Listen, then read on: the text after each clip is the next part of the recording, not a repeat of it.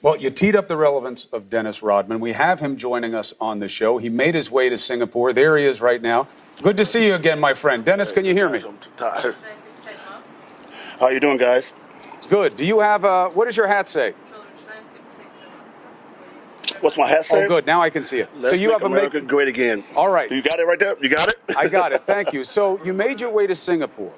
How important is this to you? You talked a lot about the prospects for peace when we spoke several years ago. Did you think this moment would ever come?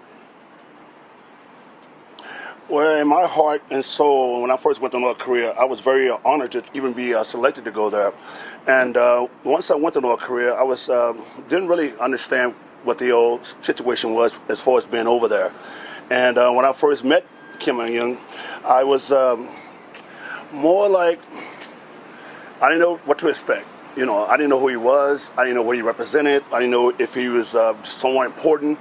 But I knew something was going on. But once I got familiar with the culture and the situation over there, I got really used to being there. I felt like I was at home. Now, you know both men. You've spent time with the North Korean leader. You've spent time with Donald Trump. How do you think the two men size up in terms of how they might get along? Well, I think the fact that Donald Trump would understand the fact that the people of North Korea have a heart, they have soul, charisma, and they love each other. And I think the fact that Kim Jong-un and his family understands that. I think that President Trump should understand the fact that the reason why the Marshal of North Korea respects Dennis Rodman is the fact that he trusts me. And I gave him something for his birthday, and I thought I couldn't pull this off. And I said to him on the day before his birthday, I said, I'm going to give you a present. And he said, what is that? I said, I'm going to bring a basketball team, professional basketball team to you. He said, can you do that? I said, yes, I can. Even though I knew I couldn't do it, I said, if I fail now, it's going to be a problem. So basically, I got a lot of people together. I got Popcorn here, helped me out, my sponsor. Thanks to those guys. And it happened, and Kim Jong-un came to me and said, Dennis, you know what? This is the first time someone's ever kept their word to me and my country. And I looked at him, I always got emotional, but I said, wait a minute, hold on. He said, someone's never kept their word to you and your country? He said, yes, this is the first time someone's ever suggested that. And I came through, and I think that he really appreciated that, the fact that he's not normally hearing someone that's trustworthy. And I think that country is normally hearing people that's always lying, deceitful, and not trustworthy. And I think that if Trump goes in there with a great heart, with his heart on the table, and let Kim Jong-un see him, really emotional as far as like speaking to him. It ain't got to be about war. It ain't got to be about hatred or what happened in the future or in the past, the past. We'll move on to the future. And I've told people about Kim Jong-un. He's all about the 21st century. He's trying to progress his country. And Donald Trump is going to do a great job is try to reach out and make sure that our hands, Americans, our hands are always open, because as Americans, we have let so many people around the world join us to be happy in one country, that's the United States.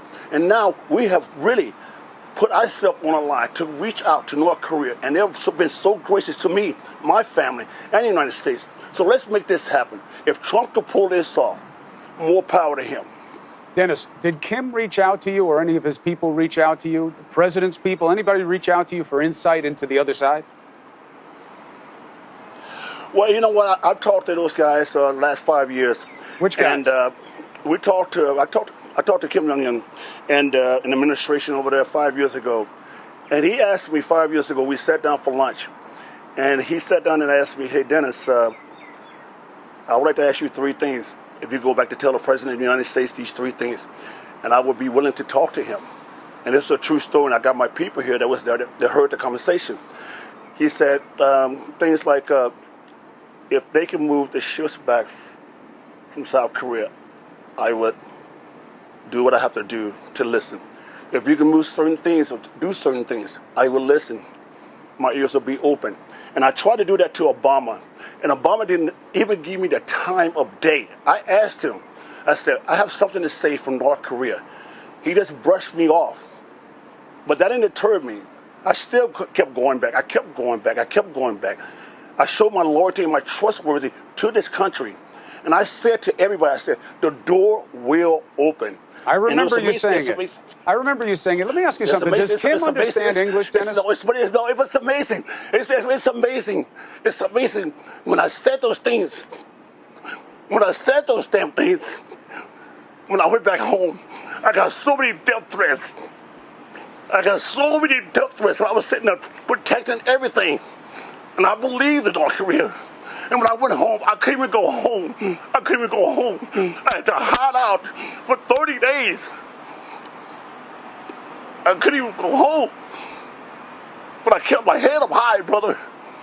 I knew things were going to change. I knew it. I was the only one. I never had no one to hear me. I didn't know one had to see me. But I took those bullets. I took all that. I took everything. Everyone came at me, and I'm still standing. And today is a great day for everybody. Singapore, Tokyo, China, everything. It's a great day. It is a great day. This is a historic day. I'm so happy. You were saying to me years ago that you thought this would happen. And I want to let you be ready for me to ask you another question. I know you're very emotional about this. Go ahead. This is what I want to know. I want to know, well, you're an emotional guy. You feel very deeply about things. People who've been around you understand that. Right. Why did you feel so strongly that you needed to make something happen for North Korea? There's so many places you could have gone in the world that have, a much easier path to peace than North Korea, given the record of human rights abuses and other practices of this despotic regime. But you chose North Korea. Why? Well, I feel like, I said, I was very naive when I went over there. I didn't understand and expect all the things I was getting when I went over there. They said, do you realize what you was doing, Dennis, when you went over there? I said, no. I thought it was just another one of those things. I was just doing some charity event. I knew nothing about North Korea. I just thought I was going to play basketball and just treat the people and be happy, and that was it. But it turned out to be so much more bigger than what I thought. And I felt the fact that, just listen to the people, seeing the kids, seeing the people there, and just meeting the regime, Kim Jong-un, and the whole marshals and everybody. I just felt like I just fell in love with the country from day one. And I felt like that, I guess I owe it to myself, and the people around the world. You know what?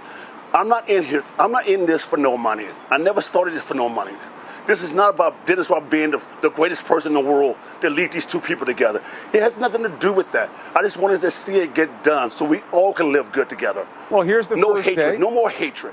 Here's the first day. Let's see where it goes. Let me ask you something. You talk about speaking with Kim Jong-un. Does he understand?